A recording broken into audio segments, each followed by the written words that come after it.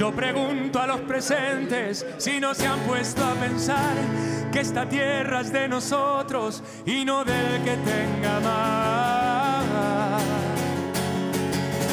Yo pregunto si en la tierra nunca habrá pensado usted que si las manos son nuestras, es nuestro lo que nos dé. A desalambrar, que la tierra es nuestra, tuya y de aquel, de Pedro, María, de Juan y José. A desalambrar, que la tierra es nuestra, tuya y de aquel, de Pedro, María, de Juan y José.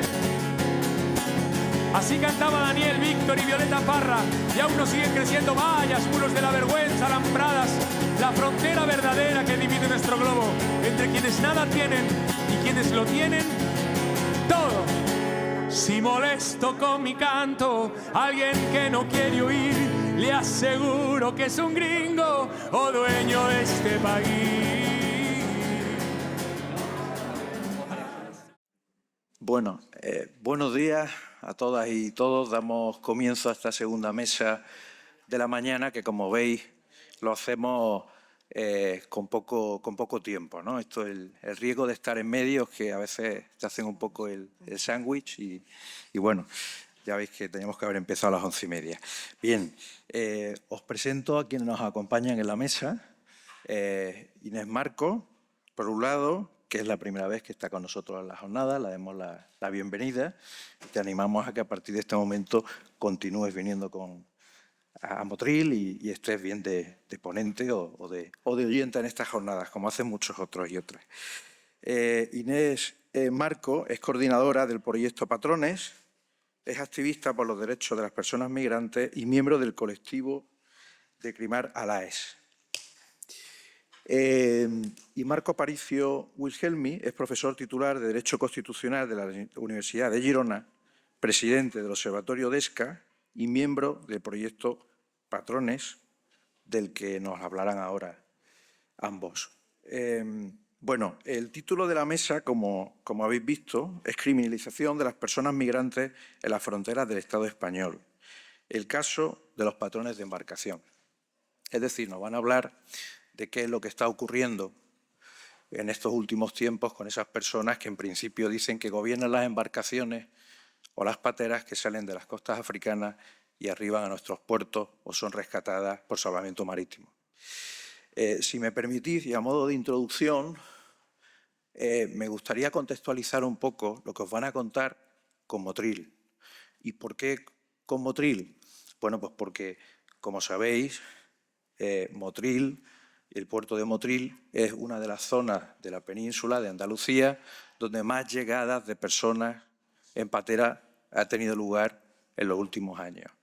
Desde el año 2004, que es el momento en el que se empieza a tener una estadística, porque antes también llegaron, han llegado solo a Motril más de 35.000 personas. Así que es un número importante, como veis.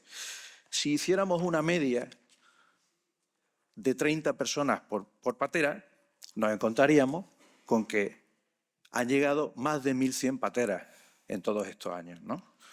Suponiendo que las pateras fueran gobernadas, llevaran su caña del motor una persona, que ya veremos que no tiene por qué ser así, pues estaríamos hablando de como mínimo 1.100 personas, ¿no? que han gobernado esas embarcaciones hasta llegar. Y digo también Motril, y me gustaría contaros muy brevemente qué es lo que ocurre cuando llegan a puerto, porque es importante que podáis visualizar lo que os van a contar Inés y Marco, es decir, en qué circunstancias se llevan a cabo y se producen esas investigaciones policiales que luego terminan en un procedimiento judicial donde, desgraciadamente, terminan siendo condenadas personas por la comisión de uno o varios delitos, ¿no? Entonces, decía brevemente, normalmente las personas que llegan en patera suelen ser rescatadas por salvamento marítimo. Las conducen al puerto y desde que se bajan del barco, a pie de muelle, forman una fila y en esa misma fila ya están custodiados por la Guardia Civil. Y en esa misma fila, la policía de Frontex normalmente empieza a hacerles preguntas. justo en ese momento. Es decir, tenéis que tener un poco la idea de que bajan de una embarcación después de venir normalmente por la noche muchas horas en la mar, con hipotermia, con frío, en fin, etcétera, etcétera, y ya empiezan a recibir preguntas. Se les hace un triaje rápido y directamente las mujeres y niños, afortunadamente, tradicionalmente han pasado a las instalaciones de Cruz Roja, donde sí pueden recibir una ducha y estar un rato de una manera más descansada y amable, y los demás, los hombres, pasan directamente al centro de detención. Digo el centro de detención porque creo que es como se le debe de llamar, aunque eufemísticamente se les conozca como centros de acogida temporal de migrantes, o centros de atención temporal, o como decía el presidente de la Autoridad Portuaria de Motril en la inauguración de las jornadas ayer, centros de adaptación. Nunca había escuchado ese término, pero me parece aceptado, porque, bueno, adóptense ustedes a lo que les viene, ¿no? Sí. Bien, bueno, pues en esa, y termino, ¿cómo es el centro de detención que ha habido hasta el año pasado que se abrió uno nuevo en Motril? Bueno, pues es un sitio que tiene peores condiciones que un centro penitenciario, que un CIE, porque son celdas donde están en el suelo, donde están las mujeres y los niños embarazadas, recién nacidos, durante 72 horas o más. Entonces, en esas circunstancias, por lo menos aquí, se produce esa investigación que ahora os van a contar Inés y Marco. Muy bien. Bueno, primero decir gracias por la invitación. La verdad que, como decías, es la primera vez, pero es un placer estar aquí y me gustaría, ojalá, poder venir en el futuro. Además, bueno, el proyecto que presentaremos es un proyecto que empezó el año pasado y por cuestiones personales yo estoy viviendo en Alemania desde hace varios años y es una de las primeras veces que he tenido la oportunidad de estar en territorio español hablando del proyecto, así que es un día especial también para mí. Como decías, yo formo parte, estoy coordinando el proyecto Patrones, que trabaja específicamente sobre la criminalización de patrones en el Estado español, pero soy parte de un colectivo basado en Alemania que se llama Decriminalize, que trabaja el mismo tema, pero a nivel europeo. Entonces, también os daré como alguna información de lo que sé a partir de ese trabajo. Para empezar, lo que sabemos es que en Europa, lo pongo con asterisco porque en realidad es algo que pasa tanto en las fronteras europeas como en las fronteras exteriores, en Marruecos, Mauritania, Túnez, Libia. Cada año se encarcela a cientos de personas. Si no tenemos datos, os enseñaré lo que tenemos, pero en el momento en el que ojalá tengamos datos a nivel macro, yo diría a miles de personas son encarceladas cada año acusadas de el delito conocido como favorecimiento de la migración irregular. Y ese delito, las acciones que implican poder ser acusado de ese delito son lo más conocido, conducir el barco, pero también el vehículo para los cruces de frontera en territorio, no en el mar. También hay personas condenadas por conducir el coche y también pues se les acusa de haber repartido agua o comida durante el trayecto, haber llevado el GPS, en muchos casos pues haber hecho una llamada de emergencia si había un problema en la embarcación y se querían poner en contacto con las autoridades. Es decir, es un amplio abanico, cualquier cosa que se considere que has formado parte de la organización, que has tenido un papel activo en que esa patera o ese coche pudiera hacer ese cruce de fronteras, es suficiente para ser acusado de favorecimiento.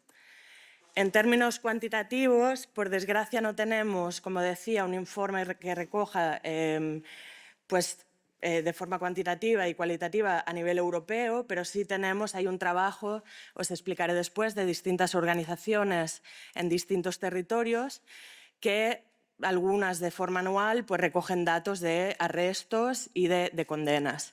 Lo que vemos, estos son datos para el 24, en Italia más de 100 personas fueron detenidas, en Grecia 224, pero en el año 2002 1.374 personas fueron detenidas solo en Grecia.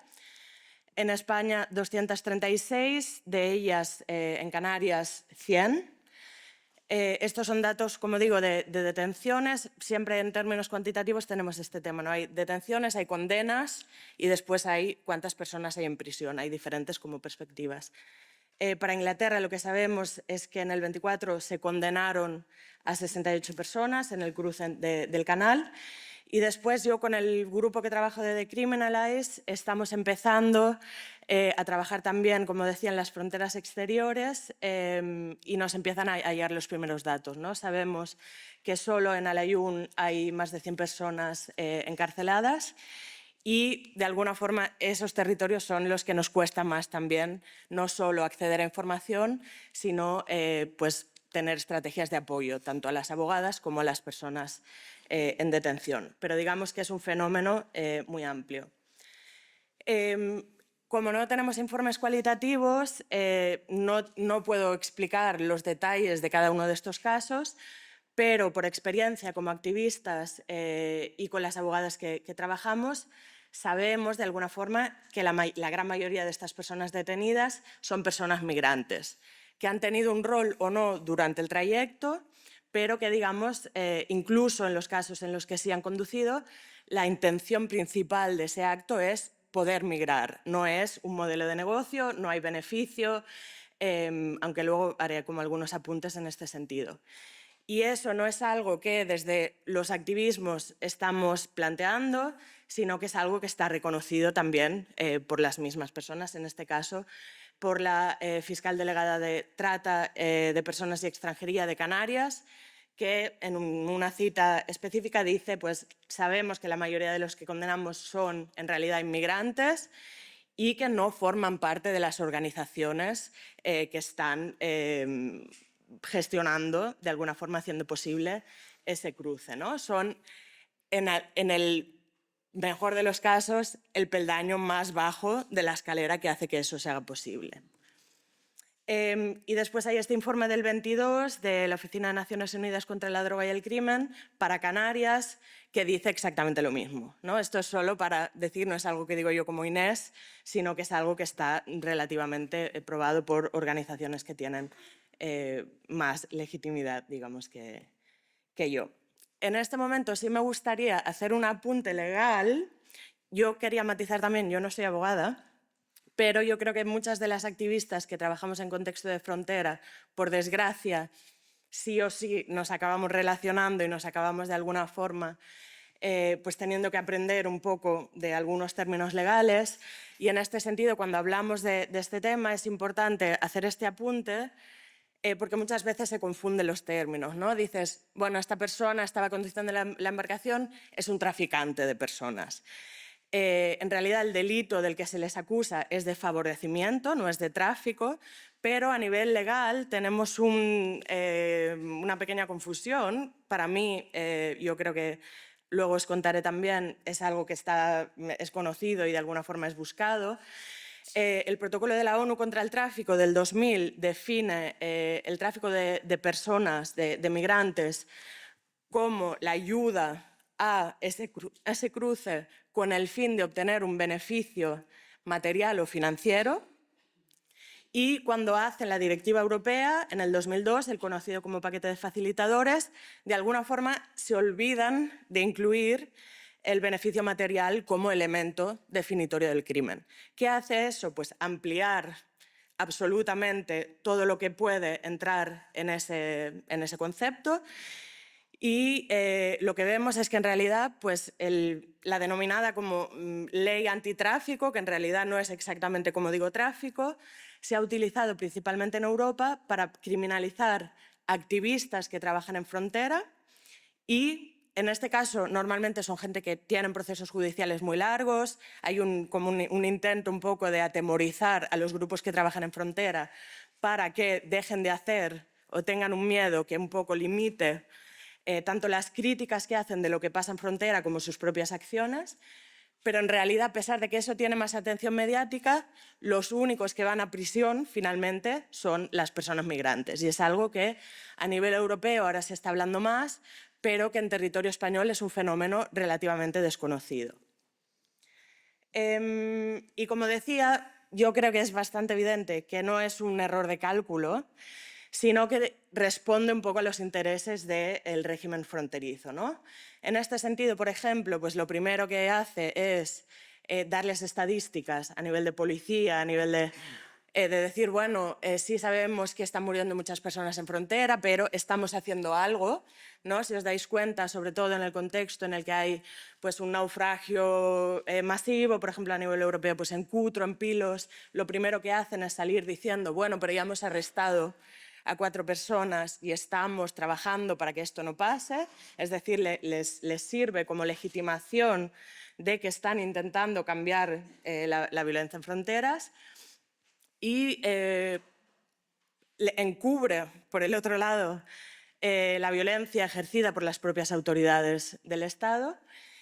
Y por el otro lado, yo creo que a nivel estructural, pues también reduce los recursos a los que tienen acceso las personas que migran, ¿no? Porque hay ese riesgo de criminalización y por lo tanto, pues, por ejemplo, hay casos de personas criminalizadas por apoyar que su pareja, que su hija, que su hermana tenga capacidad de hacer ese cruce, ¿no? Pues enviando dinero, organizando, para las que trabajáis en frontera, a veces pues hay ciertas cosas que necesitas y todo eso, pues que esté criminalizado de alguna forma hace que todo eso pase a ser clandestino, que sea menos fácil obtener recursos, que sea más caro, que sea más peligroso también para los que cruzan y de alguna forma pues aumenta el riesgo de potencial violencia contra las personas que migran. Aterrizo ya al contexto del Estado español. Nosotras, yo vengo trabajando temas de favorecimiento hace tiempo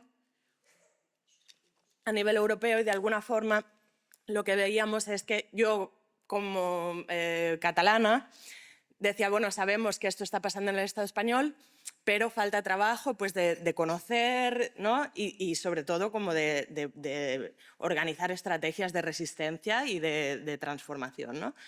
Para eso pues, montamos el proyecto Patrones, como digo, el año pasado, y una de las primeras cosas que hicimos es hacer este informe que está disponible en la página web, si alguien tiene interés puedo pasar el link después, en la página web del Captain Support Network, que básicamente en realidad lo que hace es recoger la información disponible y plantearla de una forma inteligible.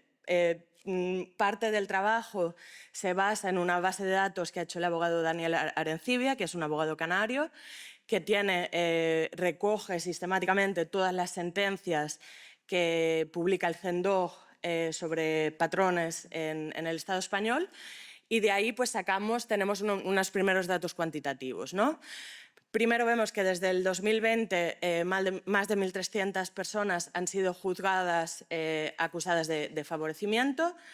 Más o menos desde 2022 hay un repunte, ahora lo veréis, entre 240 y 300 personas cada año. Y luego un dato que es interesante es ver, bueno, de esas personas acusadas, cuántas acaban siendo condenadas, ¿no? Pues de las que arrestan, el 95% son condenadas, lo que quiere decir básicamente que en el momento en el que te arrestan tienes muy pocas probabilidades de salir absuelto. Lógicamente, a nivel territorial, pues Canarias, Murcia, Almería, Ceuta y Baleares son las regiones con más sentencias. Hablábamos ayer pues, de intentar buscar datos para Granada, que son pocos, pero porque no se publican sentencias de patrones en el CENDOG desde 2021, cosa que para las otras provincias están publicadas hasta 2025, incluso 2026. Entonces, por una razón que yo ahora mismo desconozco, pero igual alguna de vosotras sí conocéis, no hay datos actualizados para Granada, por lo tanto no puedo explicar. Aquí simplemente quiero mostrar un poco, como decía, el repunte a partir de 2022 y como decía otra vez, pues repitiendo, pues Canarias, Murcia, Almería son las provincias, las comunidades autónomas, provincias con mayores arrestos.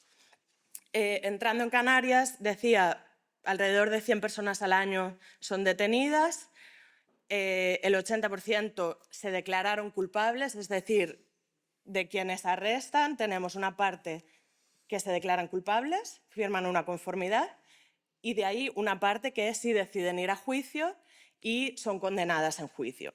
Y un pequeño porcentaje que son absueltas en juicio. Aquí veis como un poco a nivel visual, en negro las que se declaran culpables del total, en amarillo las que son condenadas en juicio y veis el poquito personas con suerte que son absueltas en juicio. Para entender por qué tantas personas se declaran culpables, yo creo que el elemento principal es que las personas no tienen acceso a una defensa, una abogada que trabaje el caso y que les dé la información suficiente como para sentirse lo suficientemente seguros para decidir ir a juicio.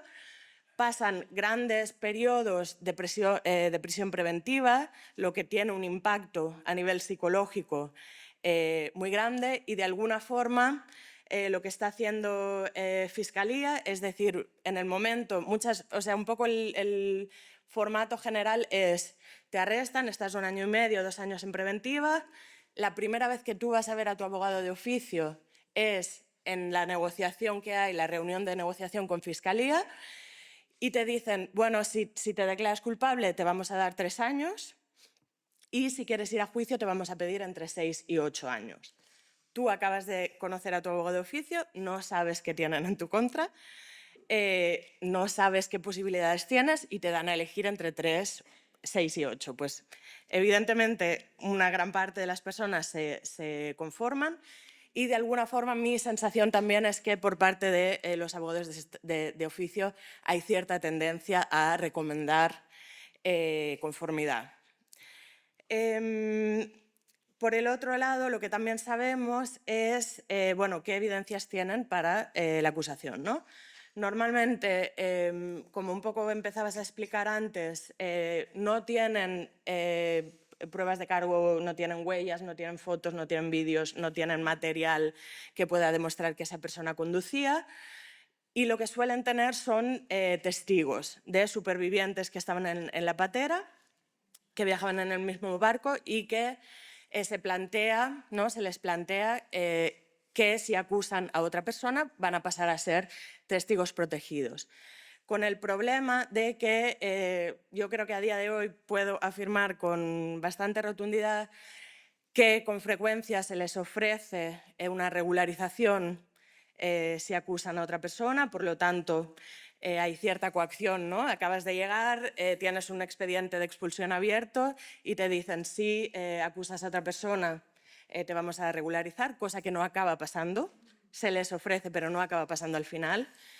Y por lo tanto, bueno, no consiguen que en todos los cayucos o pateras se denuncie, pero con frecuencia sí consiguen pues 1, 2, 3 personas que están dispuestas a acusar. Hay muchos más problemas, o sea, en realidad hay una lista de irregularidades y vulneraciones de derechos que es eterna. Temas de traducción, temas de incoherencias en los testimonios, etcétera, ¿no? Y luego, por el otro lado, como decía, pues este tipo de investigación y juicios pues, vulneran la ley internacional en términos de la jurisprudencia del Tribunal Europeo de Derechos Humanos, ratificado por el Tribunal Supremo, en el sentido de que no se puede condenar a una persona solo en base a la evidencia de un testigo protegido, que además, en ese sentido, pues se puede entender que ha tenido cierta coacción para acusar. Y aquí simplemente pongo, porque es algo que hemos recogido, a pesar de que es del 2023, lo estamos, digamos, o yo lo estoy como planteando recientemente, es que el Defensor del Pueblo ya en 2023, en estas entrevistas, como decía antes, participa Frontex, ya se pidió a Frontex que replanteara un poco la forma en la que se estaban haciendo estas entrevistas, porque las personas en muchos casos llevan muchos días de trayecto en el mar, su situación psicológica es de mucha vulnerabilidad y no están siendo asistidos por letrados en ese momento. Por lo tanto, no entienden lo que están diciendo, qué consecuencias tiene, Y de ahí, bueno, pues entendemos que hay vulneración de derechos también para las personas que están acusando, ¿no? Después ayer, en un momento que estaba repasando cosas, encontré un artículo increíble de EFE, que publica por El Diario, que decía así, ahora estamos haciendo, ¿no? Como la idea es, estamos condenando tras una exhaustiva investigación, una vez tienes acceso un poco a las sentencias y a los juicios, entiendes que lo último que es eso es una exhaustiva investigación. Y decía, la Fiscalía ha tratado de hilar cada vez más fino, ¿no? Que me parece realmente en el límite de ser una broma. Solo para, yo creo que cierro con esto la parte de Canarias, decir cuáles son las sentencias, ¿no? Pues un poco ya lo he explicado hasta ahora, entre el 2018 y el 24, para quienes se declaran culpables, como veis, la mayoría acaban teniendo 3 años, que es lo que suele ofrecer Fiscalía, y de los que van a juicio y no se conforman, aquí tenéis la propuesta de Fiscalía, que suele pedir, pues puede pedir hasta 8 años, 6, 7, 8 años, y luego las sentencias, una vez son condenados, sí que los jueces están poniendo condenas más bajas de lo que pide Fiscalía. Estos son condenas solo por el delito de favorecimiento. Una de las cosas que pasa, y eso tiene que ver con lo que estábamos discutiendo ayer en términos de muertes en frontera, es que cuando hay fallecidos durante el trayecto, a las personas acusadas de patrones se les acusa también de homicidio imprudente y de lesiones imprudentes, lo que aumenta la condena, normalmente 1 año más por persona fallecida, hasta un máximo de 4, pero aquí, para darle o no, muchas veces hay esta cosa de números que un poco invisibiliza que detrás de cada número que hay ahí estamos hablando de la vida de una persona que está absolutamente devastada. Después de esto, este es un caso, hay un artículo que hemos publicado hace un par de semanas en El Salto con Sara Babiquer.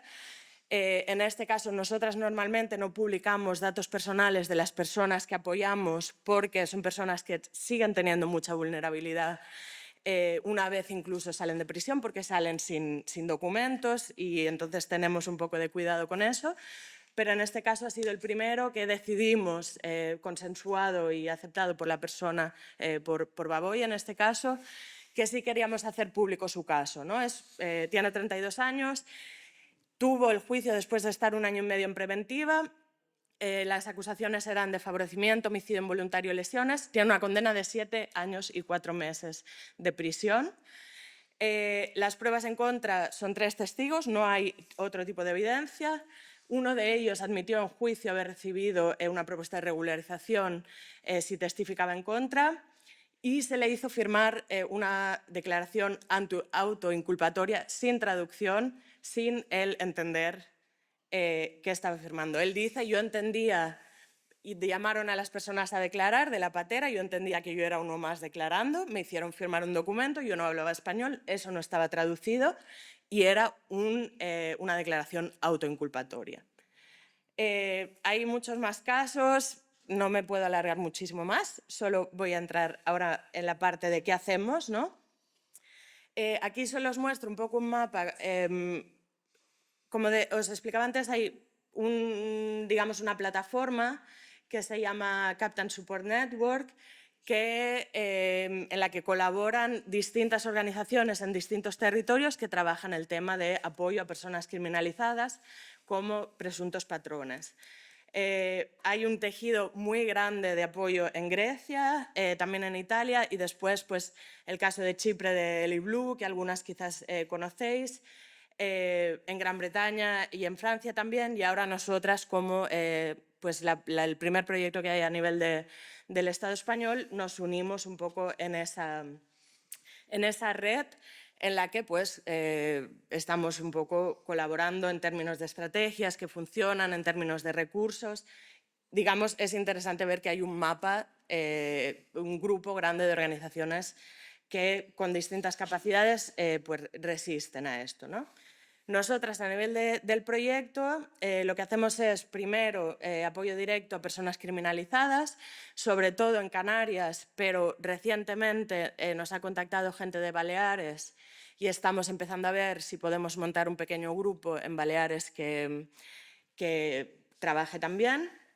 Hacemos apoyo legal básicamente apoyando a abogadas especializadas que cogen casos que tienen una situación de precariedad también económica y de ahí pues les damos un poco de oxígeno. Hay un fondo a nivel europeo gestionado por The Criminalize, pero organizado por Médico Internacional, que financia abogadas para este tipo de casos.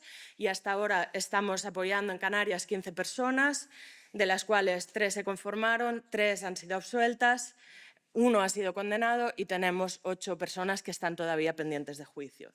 Nuestra idea también es apoyar a los abogados, abogadas de oficio que trabajan y para eso, pues sobre todo Daniel Arencibia tiene una carpeta de recursos y estamos a la disposición de abogados, abogadas de oficio que quieran, pues por una falta de tiempo, de especialización, recibir apoyo por parte del proyecto. Sobre todo en Europa, y esto es algo que queremos implementar también, hay un sistema de monitoreo de juicios, ¿no? Muchas veces no se puede pagar, porque claro, pagar una abogada pues para una red con semi-precariedad no es tan fácil llegar a todos los casos, pero en ocasiones pues que hayan organizaciones de derechos humanos en la sala, un poco monitoreando qué es lo que pasa, haciendo un informe posterior, de alguna forma ya cambia el ambiente y es interesante en términos de poder tener información un poco más sistemática, ¿no?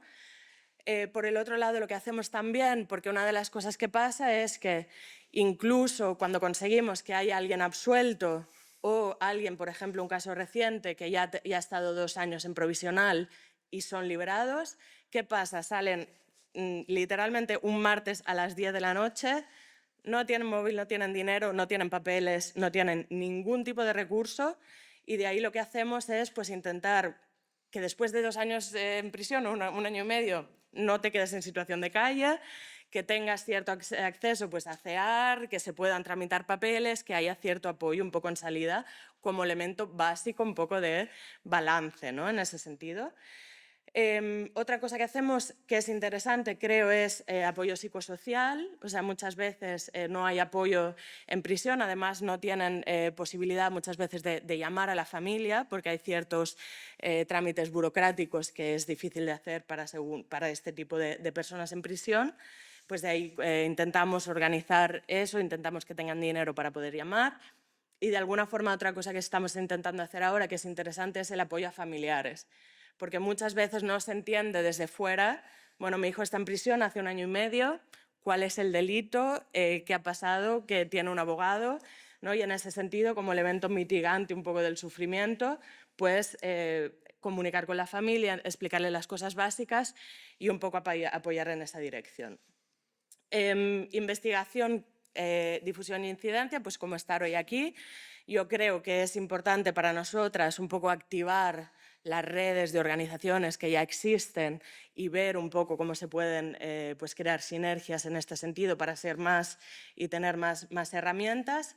Y aquí tenéis, pues, por desgracia es un poco a veces, pero principalmente nos comunicamos por Instagram, tenemos el perfil este que se llama literalmente Proyecto Patrones y de ahí lo que intentamos es eso, pues comunicar la información que tenemos, hacer incidencia e intentar eso, que seamos más y de alguna forma que haya un cambio de narrativa también, ¿no? Y con esto yo creo que acabo, no sé, espero ir, wow, 26, ¿sí?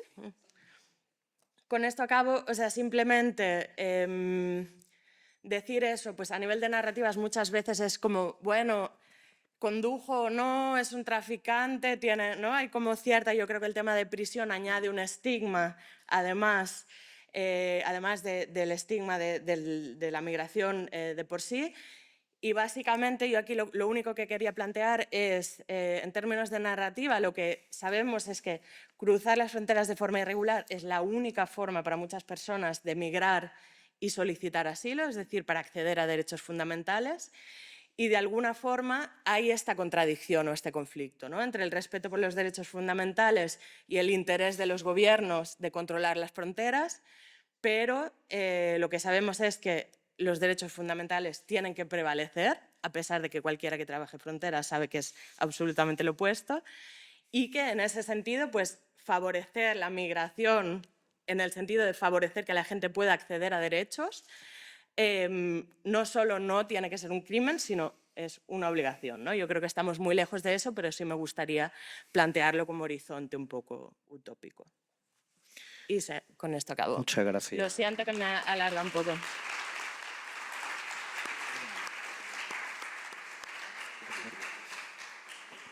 Gracias, Inés. Bueno, puntualizo que antes le dábamos la bienvenida a Inés y le decíamos que nos alegramos de que formara parte desde este momento de esta familia que formamos la jornada, y no decía nada de Marco porque Marco ya forma parte de ella desde hace tiempo. Es, si no me equivoco, la tercera vez que estás aquí en la mesa y otras veces que has estado pues, de asistente. ¿Vale? Tienes la palabra, Marco. Bueno, muchísimas gracias. Buenos días a todas, a todos. Voy muy rápido, me saltaré algunas cosas, intentaré no pasarme de los 20 minutos, cosa que será histórico si lo consigo, pero lo voy a intentar. Agradecimientos que necesito hacerlos, formo parte de esta familia y para mí es fundamental reconocer, agradecer la existencia de este espacio de encuentro, de intercambio, de reflexiones, de sentidos, desde el activismo, la academia, el periodismo, los profesionales del derecho, las expresiones artísticas, los testimonios, ¿no? el documental de ayer, el recital de ayer, etc. Creo que es fundamental. Es un ejercicio, digo yo, de Inés, creo que es para mí una representante de esa dimensión, pero todas vosotras también, de biopolítica, no en el sentido Foucaultiano, sino de política de la vida, ¿no? Frente a la narcopolítica, realmente el darle la vuelta, ¿no? a una tendencia, a un sentido común que se va imponiendo, que hunde sus raíces de manera cada vez más fuerte, frente al cual se están planteando numerosos espacios de resistencia y de alternativas, y este es un pequeño ejemplo, y las propias jornadas lo es, las premiadas jornadas lo son, y las organizaciones que están detrás. Es una especie de Galia, ¿no? de resistencia, además de resistencia doble, ¿no? Porque durante muchos años era una Galia en una cuestión muy perseguida y muy poco protagonista de debates centrales, que era la cuestión de la inmigración. Desde el principio, algo que parecía, ¿no? que te situaba fuera, estas jornadas lo venía planteando, y hoy, desgraciadamente, es Galia por doble sentido. Es por la defensa del derecho a la migración, del derecho a la movilidad humana, y también por la defensa de los derechos humanos. Hoy también es Galia la resistencia y la protección y la defensa de los derechos humanos en un contexto que, como nunca, se está procediendo a un desmontaje, a una voladura incontrolada de un edificio que, con todas sus carencias y su origen colonial, que no es otro que el de la Europa de la Segunda Guerra Mundial, de la Europa absolutamente genocida y asesina, ¿no? que es capaz de aniquilar 80 millones de personas, un 2% de la población, nada más ni nada menos. Los protagonistas de eso crean el sistema de Naciones Unidas y un sistema de derechos humanos con muchas carencias, pero que después es apropiado desde abajo, desde el sur. Por ejemplo, el propio derecho a la protección internacional, inicialmente la Convención de Ginebra, es solo para europeos y luego es expandida a otras realidades. Y en esa expansión, precisamente, en esa lucha por aprender, por hacer propios y por desbordar la lógica colonial y, por tanto, por plantear una mirada y una batalla anticolonial del propio edificio de Naciones Unidas y Derechos Humanos, con todas sus limitaciones, ahora asistimos a una desfinanciación galopante, muy preocupante, y a un discurso generalizado antiderechos y antisistema de Naciones Unidas, frente al cual estas jornadas son también Galia de resistencia y de respuesta.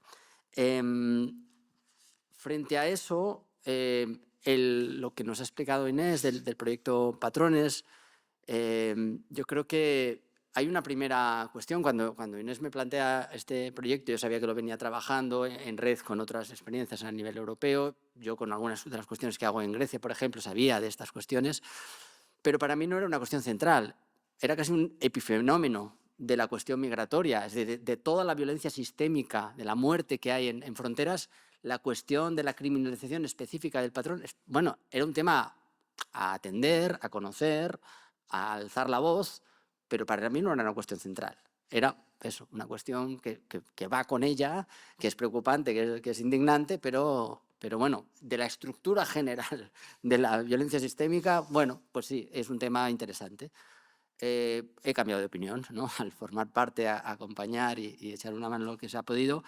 Y es porque creo que, seguramente otros elementos también, pero este muy centralmente creo que, además, lógicamente, de la vida, la dignidad de los chavales, fundamentalmente de chavales que son condenados, la cuestión que está pasando con la criminalización del favorecimiento de la migración irregular sitúa en el centro algunos de los nudos gordianos del sistema de fronteras, ¿no?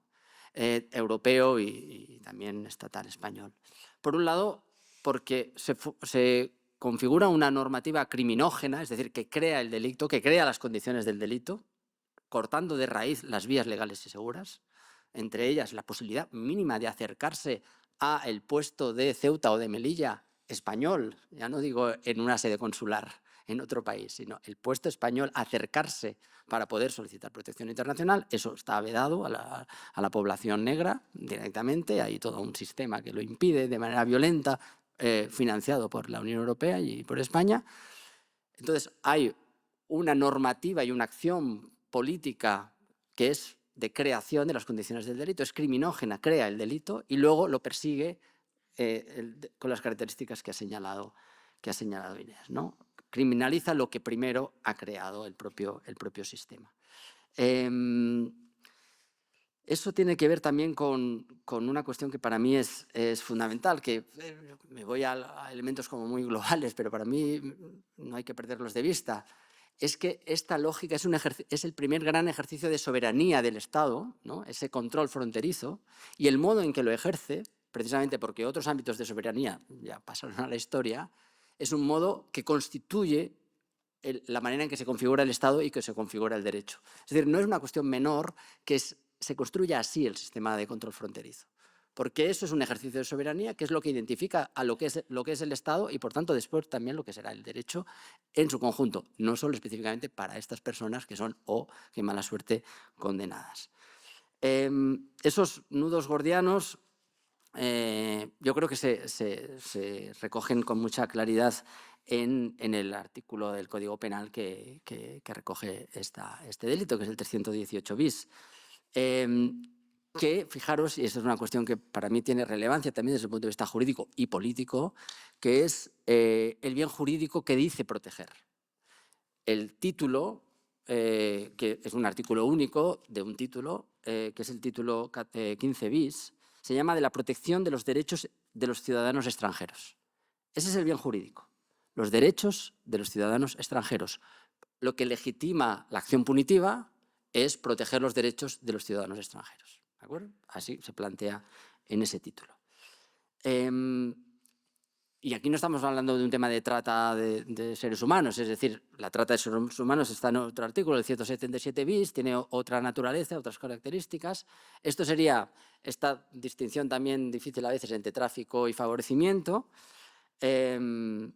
Fijaros que, además, ACNUR, me parece interesante aquí, en la página de ACNUR dice, si bien se trata de un delito cuando habla del tráfico o del favorecimiento, dice ACNUR, Naciones Unidas, si bien se trata de un delito contra el Estado, lo llama así ACNUR, es interesante que lo planteen esos términos, porque además luego eso nos dará, si me da tiempo lo explico y si no lo apunto ahora, ¿quién es el Estado como sujeto de protección abstractamente considerado para ser un bien jurídico por sí mismo, de defensa? O sea, creo que eso habría que también tener un espacio para darle una vuelta. Pero bueno, ACNUR dice, si bien el tráfico o el favorecimiento es un delito contra el Estado, en algunas ocasiones puede ser que además se sumen en ese delito vulneraciones de derechos de los ciudadanos, de las ciudadanas extranjeras. Sí, obviamente, si hay coacción, amenazas, empleo de fuerza,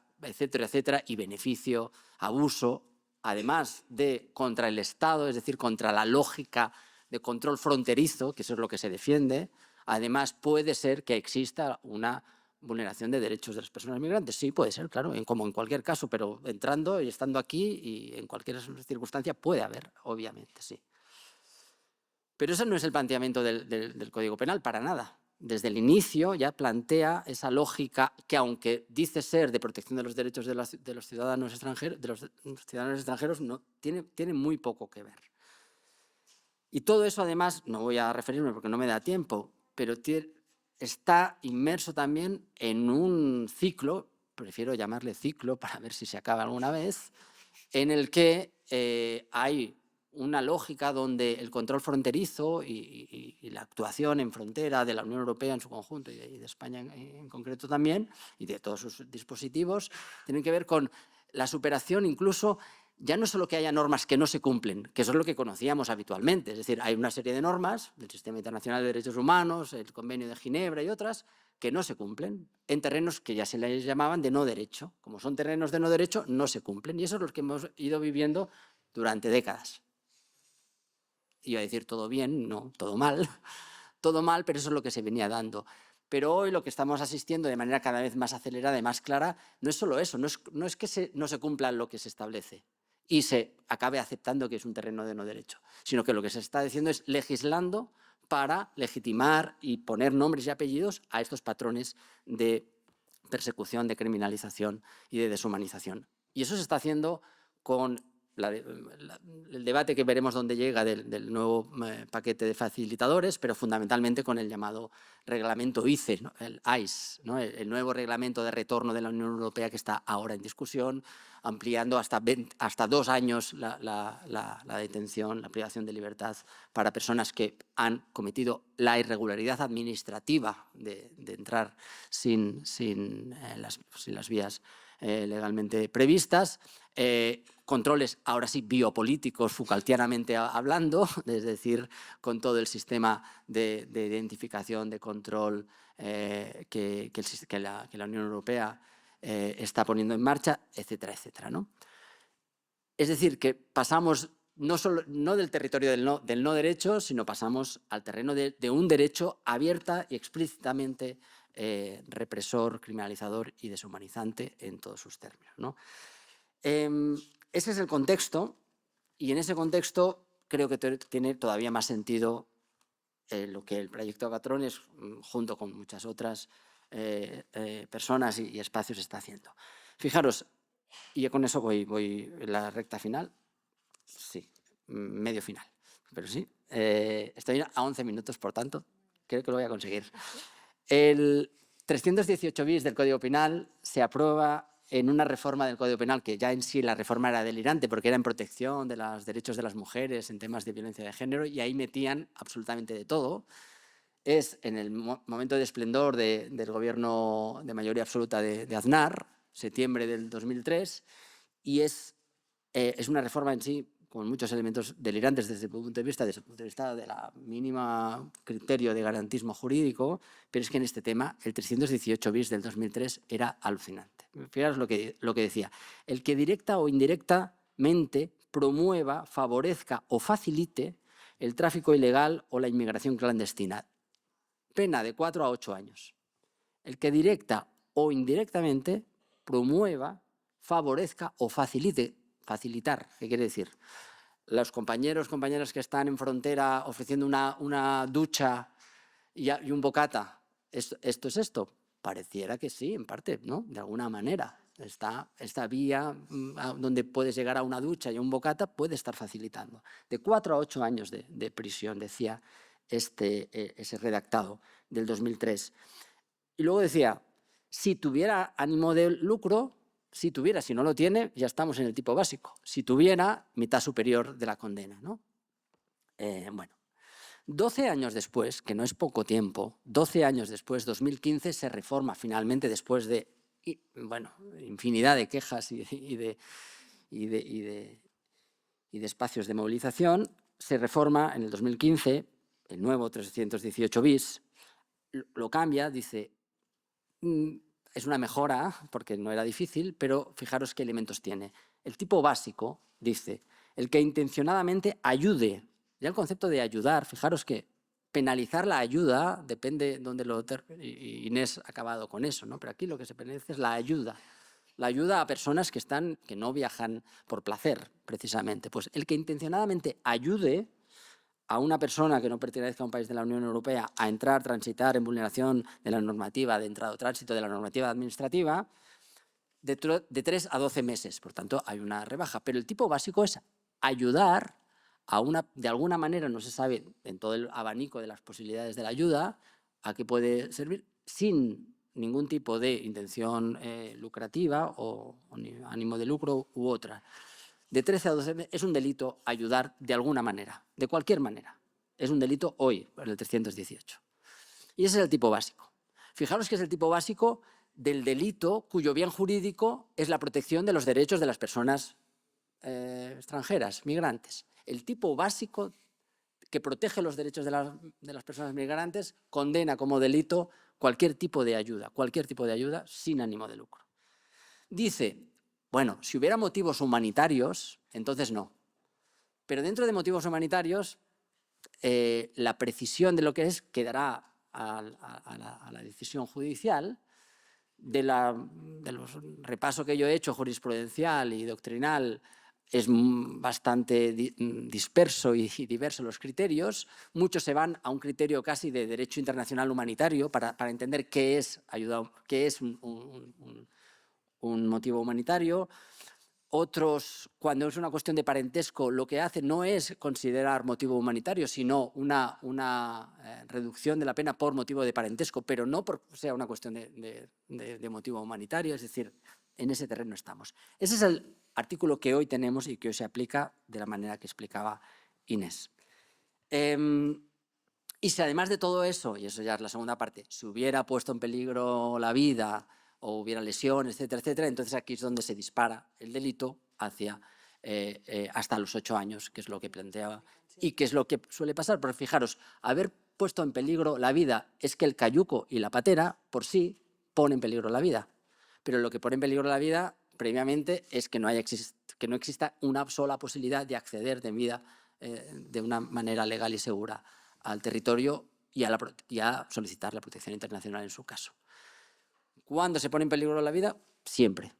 Por tanto, si te ponen como patrón, como conductor de la patera o del cayuco, las posibilidades que estés ya en esa franja del delito son casi todas, si no todas. Voy acabando, ahora sí. Voy a ver si voy a conseguir mi gran reto. Pues creo que sí. Estoy emocionado. Vale. El debate sobre el bien jurídico protegido lo he planteado. Finalmente, ¿qué es a qué nos enfrentamos? Fundamentalmente, sin ambajes, aquí lo que se protege es las herramientas del Estado para generar un control de frontera absolutamente criminalizante con todas las de la ley. Además, sobre un elemento que creo que es especialmente preocupante y que hay que combatir políticamente y jurídicamente, no solo en este ámbito, pero este ámbito es creo, paradigmático, que es la concepción de la vulnerabilidad ontológica del migrante. Cualquier migrante es vulnerable por sí solo y por tanto hay que protegerlo. Y para protegerlo, aquí el Estado, con sus más fuertes armas y más contundentes, estará para protegerlo. Independientemente de la voluntad del migrante, de la situación que se ha encontrado, de lo que ha tenido que enfrentar, de las decisiones que ha tomado, etc. Y no solo es un sujeto ontológicamente vulnerable, siempre, lo será siempre, y por tanto es desprovisto de agencia, no puede decidir, no puede tener un criterio sobre qué riesgo asume, en qué condiciones lo hace. No. Es un sujeto vulnerable, punto, yo lo protejo y lo protejo de esta manera que ha explicado Inés. Primer elemento. Además es un individuo atomizado que no tiene nada que ver. Fijaros lo que supone un trayecto en cayuco desde las costas de Senegal o Mauritania hasta Canarias. Pueden ser 6, 7, 8, hasta 14 días se han contado, ¿no? En eso hay una comunidad de gente que se organiza, se autoorganiza, uno da bocatas, uno resuelve conflictos, uno adquiere una autoridad reconocida por el grupo. Eso es favorecer, facilitar, etcétera, etcétera. Suelen ser esos, cuando hay un testimonio, lo que recogen es, bueno, no me digas solo que fue ese, dime qué hacía. Bueno, pues utilizaba un GPS, el móvil mismo, repartió comida o agua, solucionó un conflicto, medió. Eso es lo que se está criminalizando. Es decir, que el sujeto migrante es ontológicamente vulnerable no tiene agencia, no puede tomar decisiones por su cuenta y además es un sujeto absolutamente aislado que cualquier cosa que haga con los otros lo criminalizará porque eso no está dentro de la concepción misma de nuestro ordenamiento, ¿no? Bueno, esa es la mirada colonial también, que ayer ya se habló y que la tenemos muy metida en el propio ordenamiento jurídico y en el propio sistema de derechos humanos, pero que aquí concretamente también se ve. Por tanto, instrumentalizamos un bien jurídico que no tiene nada que ver con lo que se está realmente protegiendo, que es una lógica de control fronterizo criminalizadora y asesina, para eso, para sublimar un interés estatal, una especie de razón fronteriza, de razón de Estado fronteriza, a través de la criminalización de las personas que lo que hacen es hacer lo posible por enfrentar su situación vital, ¿no? Bueno, en eso estamos, por eso digo que no es un epifenómeno de la cuestión migratoria, es una cuestión central, merece mucho la pena atender sobre ella, organizarnos, articularnos y presionar para superarla. Bueno, ahí lo dejo y atención, puede ser 20 minutos, no me lo puedo creer.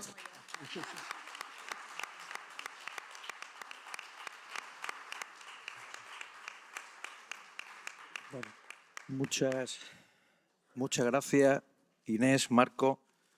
Nos dejáis un sentimiento de frustración y cabreo inmenso, imagino que compartido en toda la sala. Y bueno, vamos muy mal de tiempo, como sabéis. Abrimos un turno muy rápido de preguntas. Isa por aquí, Ramiro. Venga, vaya.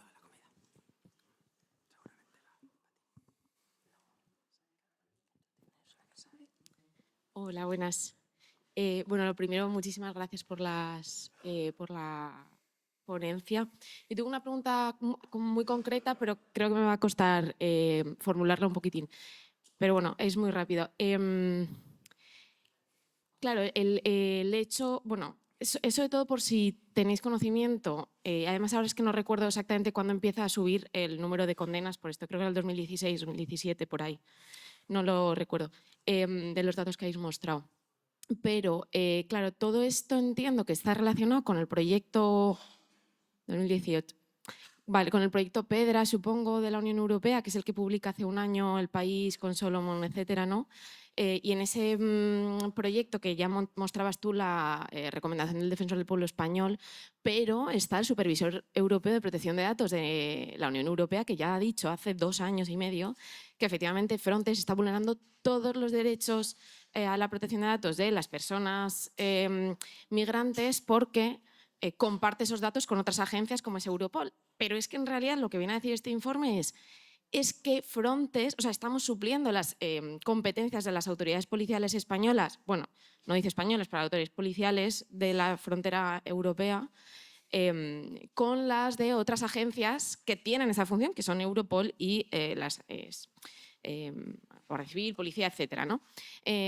Claro, esa dejación de funciones a Frontex permite que se recojan todo tipo de datos, que se hagan esas entrevistas, ¿no? Y se plantea desde un punto de vista de protección de datos. Para mí, que es lo que estabais planteando, ¿no? Hay una cuestión también de acceso a la justicia, porque estás haciendo un interrogatorio para obtener datos de cómo criminalizarte a ti como persona y, por lo tanto, abrirte un procedimiento judicial. Esa es la pregunta. Si tenéis constancia de que estos procedimientos judiciales se están abriendo a raíz de las entrevistas que hace Frontex en Fronteras y no a raíz de esa publicación. Porque, claro, y justo como en lo que hablábamos ayer, ¿no? Es decir, hay una de responsabilidad del Estado y con esto, claro, es para cerrar el círculo de si tiene sentido por ahí o no. Vamos, si os parece, a que Ramiro, que creo que también quería, por allí.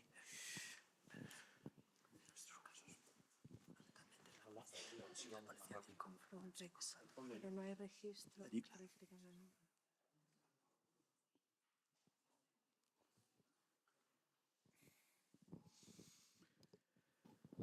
Bueno, agradecer a Inés Marco la información que nos ha proporcionado a todos y, desde luego, a mí, a pesar de que he estado muchísimos años de jurista, de juez. Ya sabía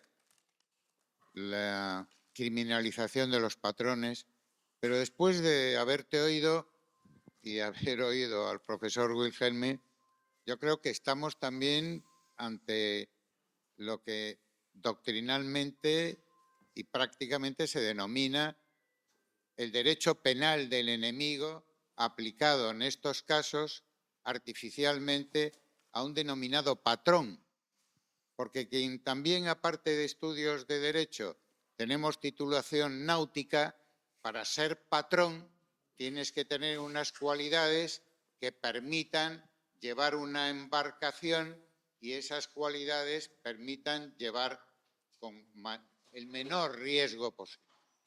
Yo, por la cantidad de años que fui juez de instrucción y juez de control del centro de internamiento, de Aluche, Madrid, cuando preguntaba, lo que me contaban, sobre todo los senegaleses y los gambianos, es que todos saben manejar un GPS, todos saben manejar una brújula, todos ayudan.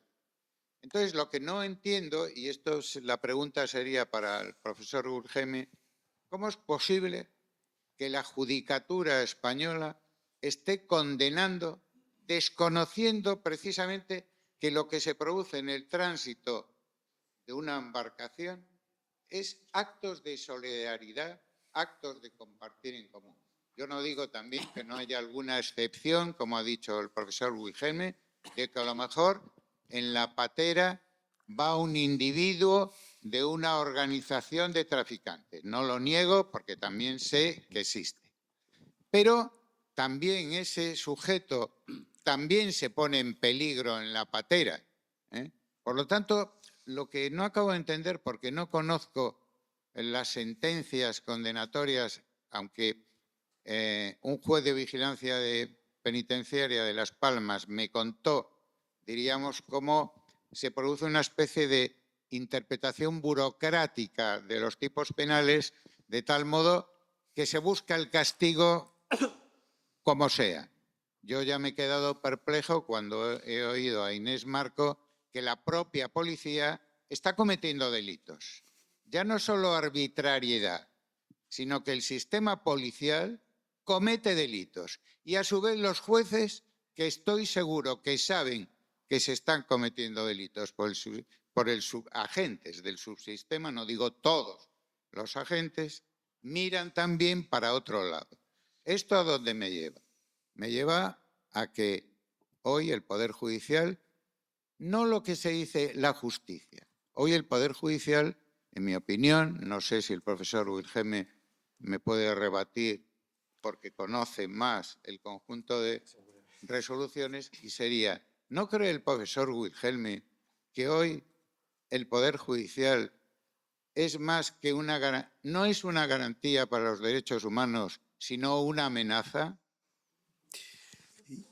Cristina, por aquí, por favor, y cerramos el turno, que vamos mal de tiempo. Que ven las cámaras.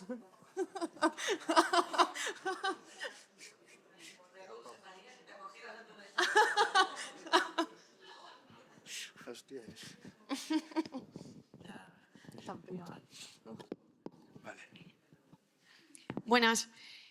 Bueno, esta vez me voy a presentar. Yo también soy jueza, ¿vale? Y soy instructora. Entonces, a mí me choca, yo no estoy en un sitio en el que se den este tipo de cosas porque estoy en el norte y la verdad que pateras de momento no recibimos pues, por lo que sea, de pura lógica.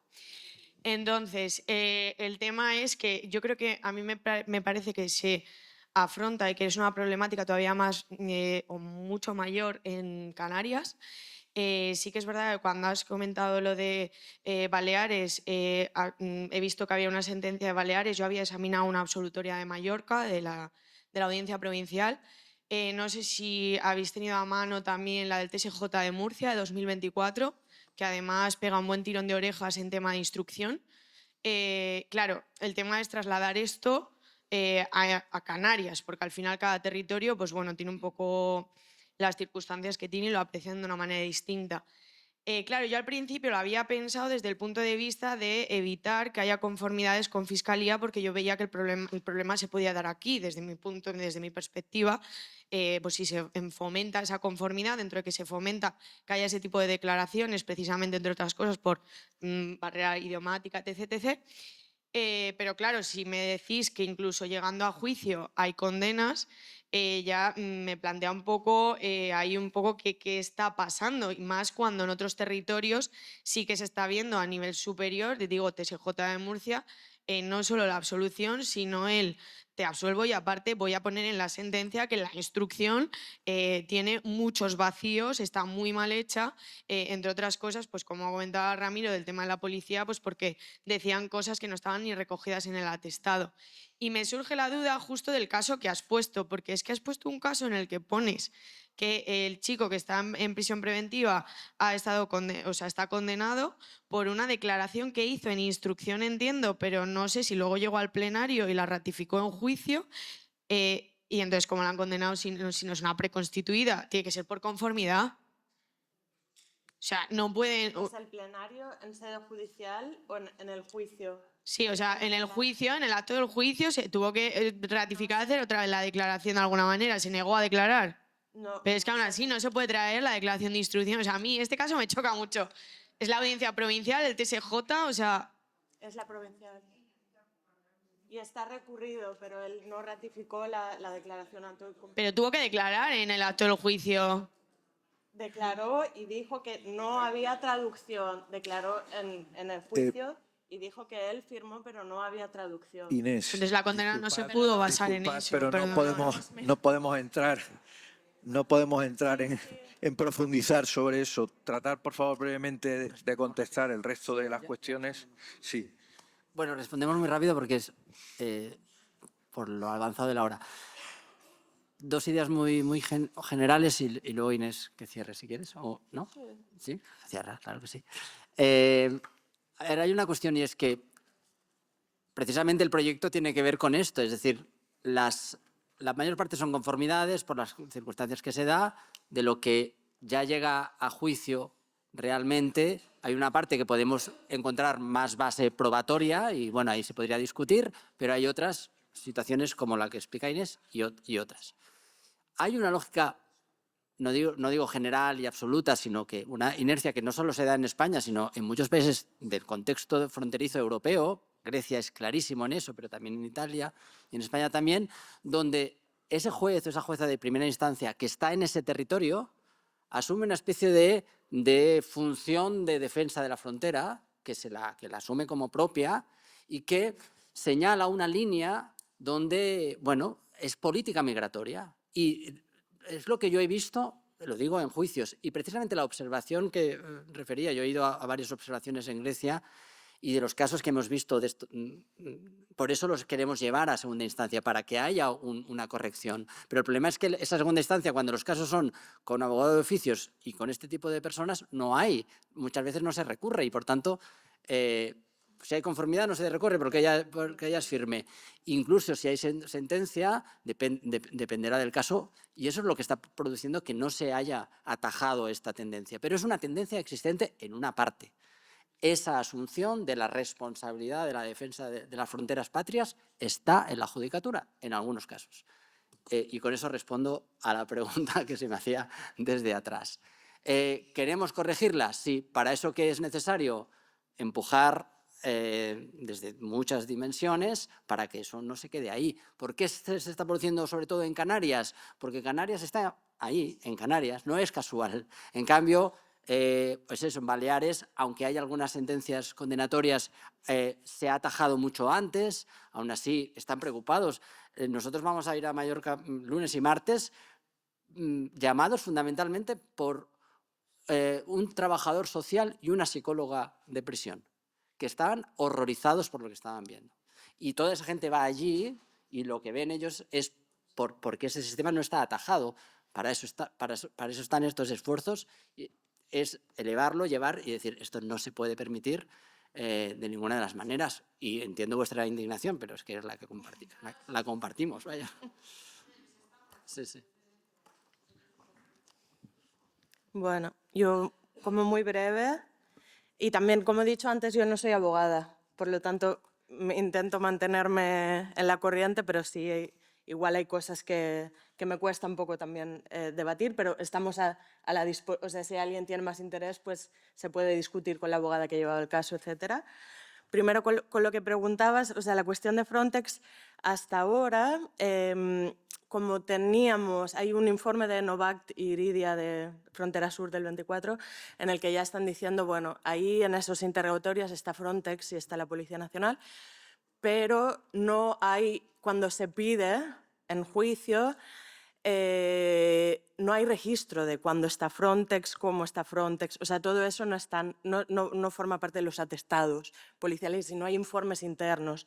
Por lo tanto, es algo que es muy difícil de seguir y es una de las muchas, digamos, líneas de trabajo en el sentido de que haya pues, cierta posibilidad de monitorear qué está haciendo, en qué condiciones, etcétera, pero es difícil de seguir, especialmente Frontex.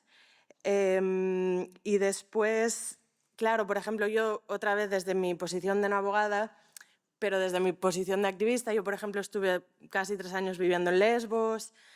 Claro, para mí, como hay comisión de delitos por parte de agentes de policía, es que yo he vivido eso o sea, no es algo que es sorprendente para mí en contexto de frontera, desafortunadamente. Al revés, es algo que es relativamente sistemático, que después es muy difícil de trabajar porque hay muy pocas posibilidades de abrir camino por la vía legal para legitimarlo, para poder llevarlo por eso, pues, hacer casos, y después digamos que las víctimas están en una posición de vulnerabilidad tan grande que es difícil, ¿no?, que ellas decidan enfrentarse porque temen tener repercusiones por eso. Por lo tanto, son cosas que yo he visto, os puedo decir, con mis ojos, pero que después pocas de ellas tienen recorrido judicial por las razones que comento.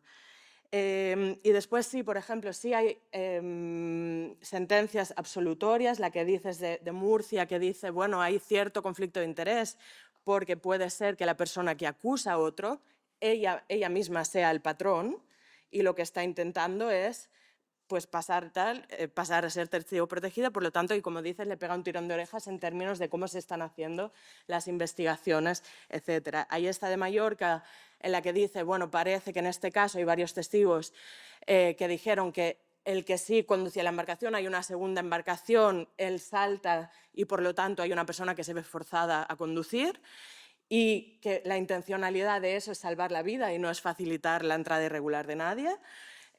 Por lo tanto, van habiendo sentencias. Hay una de Las Palmas en la que dice no se puede condenar solo con testigos protegidos. Vamos yendo en esa dirección, pero son sentencias puntuales que después pues, hemos tenido casos posteriores en Canarias en las que no se mantiene, digamos, la jurisprudencia. Por lo tanto, solo para cerrar, claro, para mí hay un interés, por lo mismo que decía, yo como persona que he vivido en frontera y he visto un poco cómo hay un interés, como yo intentaba plantear, político para condenar a estas personas, hay una impunidad, digamos, no 100% seguro, pero este caso que yo comentaba lo hemos recurrido, nuestra idea es llevarlo hasta el final, si tiene que ser a un tribunal europeo, pues será un tribunal europeo, por el camino él va a estar en prisión. No hay después compensación ninguna cuando la gente se ha pasado 2 años en provisional y salen absueltos, se quedan en papeles, situación de sinhogarismo, etc. Esa persona va a estar en prisión el tiempo que tardemos. Y lo que decía la abogada es que ninguna apelación en Canarias, en la primera apelación, es admitida. Sistemáticamente no se admiten las apelaciones al Tribunal Superior de Canarias. O sea, y para mí todo esto desde una visión de activista que un poco analiza lo que ve en términos políticos es que hay un claro interés por decir, bueno, estamos trabajando para acabar con las mafias y las organizaciones, los traficantes, por un supuesto interés de acabar con las muertes en frontera. Y de alguna forma yo es como entiendo por qué sistemáticamente con esta extensa lista de irregularidades estas personas acaban en prisión. Muchísimas gracias, Inés. Siento que tengamos que dejarlo aquí. Vamos muy mal de tiempo. No vamos a hacer receso, con lo cual, por favor, quedaros todos aquí y un aplauso.